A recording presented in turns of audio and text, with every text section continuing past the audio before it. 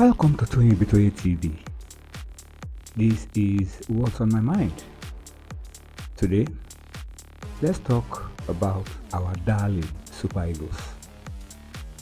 Of course, we'll be focusing on the recently concluded draw for the qualifiers to the 2027 Africa Cup of Nations. We'll be talking about the fast approaching Unity Cup. We'll be talking about the two top-grade international friendly games against Poland and Portugal. And I will also, briefly talk about two key players of the Super Eagles of Nigeria that have been missing in action in the last couple of matches involving the team.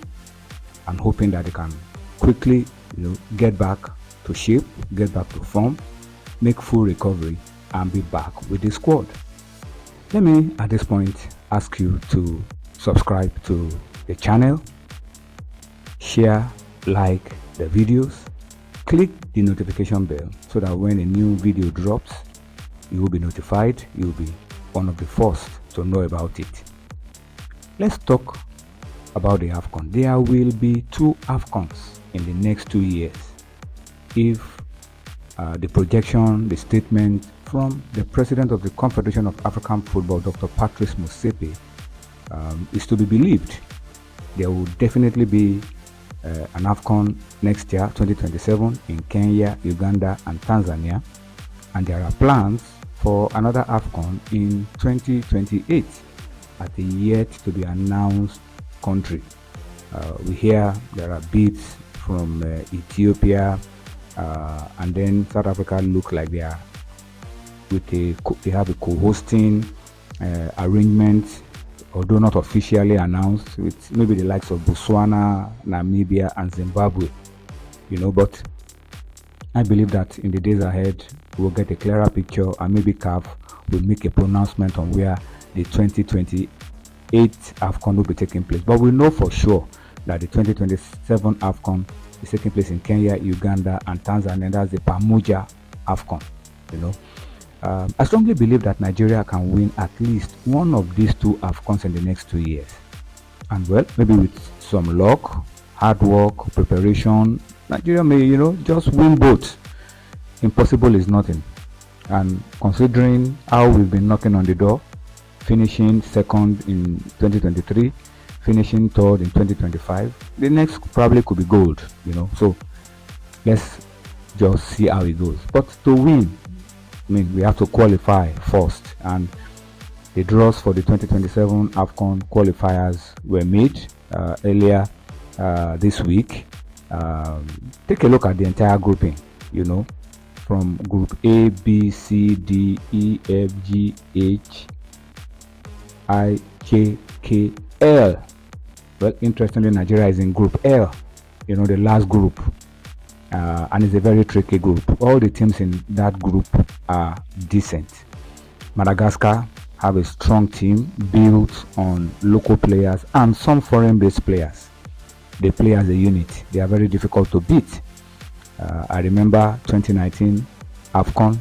I was media officer of the Super Eagles when Madagascar beat us 2-0 in a group game.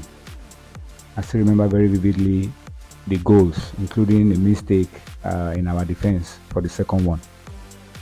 Tanzania are also very decent. We beat them 2-1 in the group phase of the 2025 AFCON played earlier this year in Morocco. I'm sure you remember that game. And of course, the last team in the group, Guinea-Bissau, who look like they are beginning to have some recent history with Nigeria at the AFCON. They beat us 1-0 in Abuja a few years ago during one of the AFCON qualifiers, and we beat them 3 days after on their home soil, 1-0. And then, of course, we beat them in one of the games of the group at the last 2023 AFCON, not the last one, the 2023 AFCON in Cote d'Ivoire. I remember it was a 1-0 win.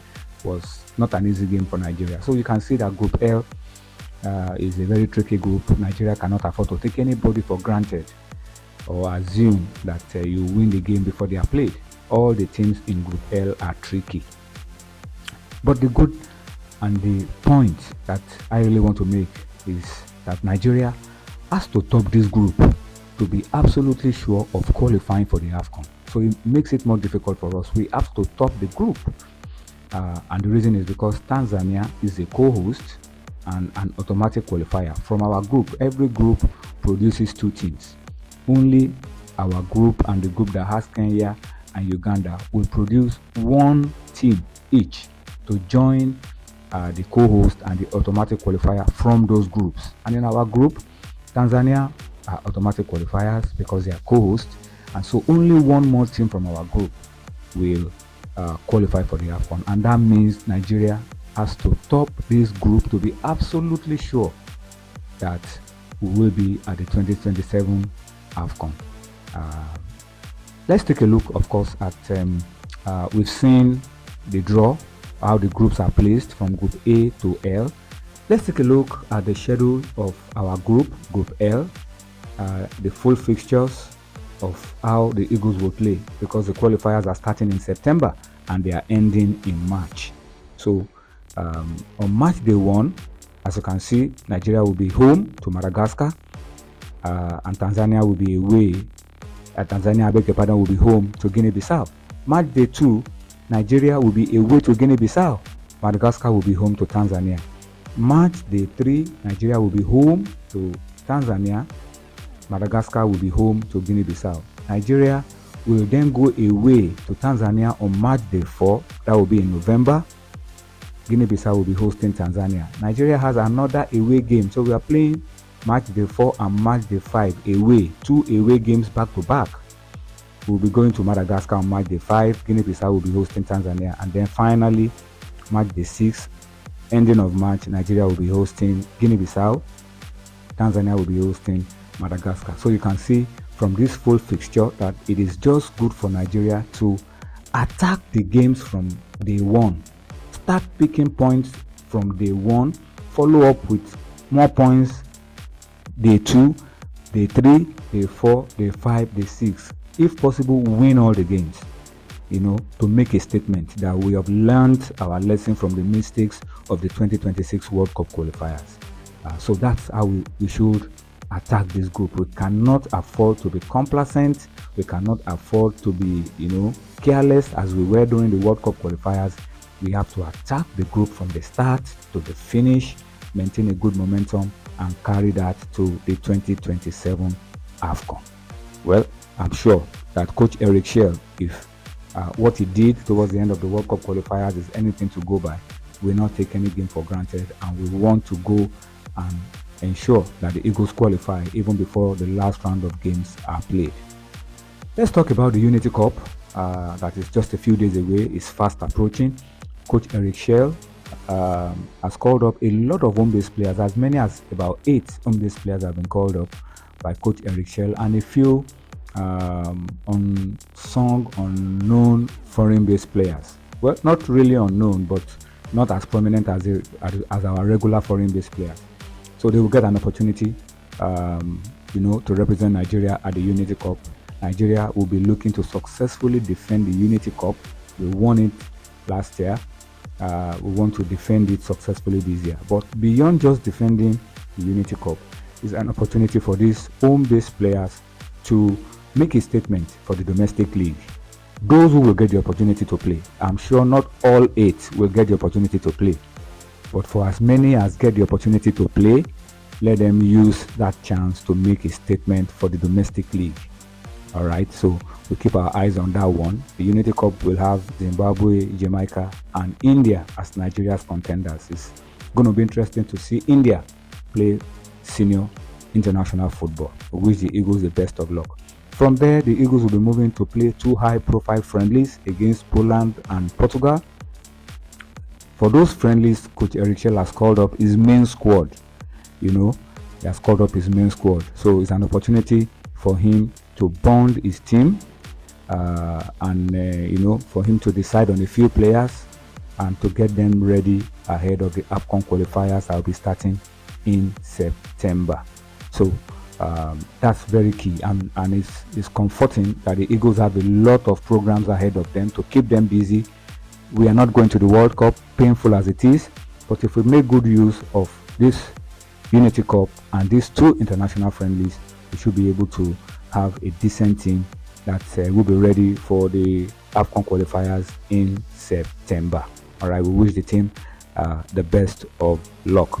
Finally, I want to talk about two key players of the Super Eagles who have been missing in action in recent times. Guess who they are? Stanley Nwabali and Benjamin Frederick. Stanley Nwabali is our first choice goalkeeper, and he's a very good goalkeeper. We must admit, he had a very decent AFCON, and he has brought some form of stability to the goalkeeping department. Yes, he's made a few mistakes as well, but generally speaking, Nwabali has brought some stability and is a good goalkeeper. We need him around. All right, so but for a few months now, he's been out of club football, looking for a new club, and it's taken too long for him to get a new club. We need him back in competitive football. The search for a club abroad, we hear, is still ongoing, but if it is not working, let Stanley Nwabali come back home to the Nigeria Premier Football League and team up with one of the top teams where he can be playing football week in, week out regularly. We have an example in former Super Eagles captain Ahmed Musa, who did that when he was out of club. He came home to play for Kano Pillars, and after a few months, he was back in Europe. So that's an example and a model that I believe Stanley Nwabali can also follow. Follow the example of Ahmed Musa. If it is not working and you are not getting a club abroad, come home to the Nigeria Premier Football League, team up with one of the top teams, play regular football, and before you know it, the window for you to go abroad will reopen, and then you can make the move. But we need you in competitive form, club football form, because you are a good goalkeeper and you have brought quality to the Super Eagles. And then finally, Benjamin Frederick. Remember him? Benjamin Frederick, our jewel in the defense. He was one of the major discoveries for Nigeria at the last Unity Cup, where he shone like a million stars, and then he broke into the Super Eagles team, and then he became a constant feature in the Super Eagles team. Such an excellent ball-playing defender. Unfortunately, he got injured and made a recovery and then got injured again. We hear good news about him, that is making good progress in rehabilitation, and that is close to full recovery. Our prayer for Benjamin Frederick is that he recovers fully to fitness and to good form, the kind of form we saw of him before the injury, because he's a young defender, intelligent defender, strong defender, who definitely will add a lot. He will add a lot to the Super Eagles team, a lot of quality to the team. So we wish him the best of luck and hope he makes a return as quickly as possible. So we'll keep our eyes on Stanley Nwabali, Benjamin Frederick, and hope they are back in the Super Eagles as soon as possible. These are the issues on my mind. Don't forget, of course, to subscribe, like, share our videos. Subscribe, of course, to this channel, and then click the notification bell so that when a new video drops, you will be notified of it. And again, I want to ask, please drop your thoughts on all I've spoken about. Drop your thoughts in the comment section. Let's know what you feel about it. Let's know what your own thinking is about it. Stanley Nwabali, Benjamin Frederick, Unity Cup, AFCON qualifiers, and all of it. Drop your comments. Let's know what you feel. Let's make this as engaging as possible. That's the package. That's what's on my mind. Thank you for watching.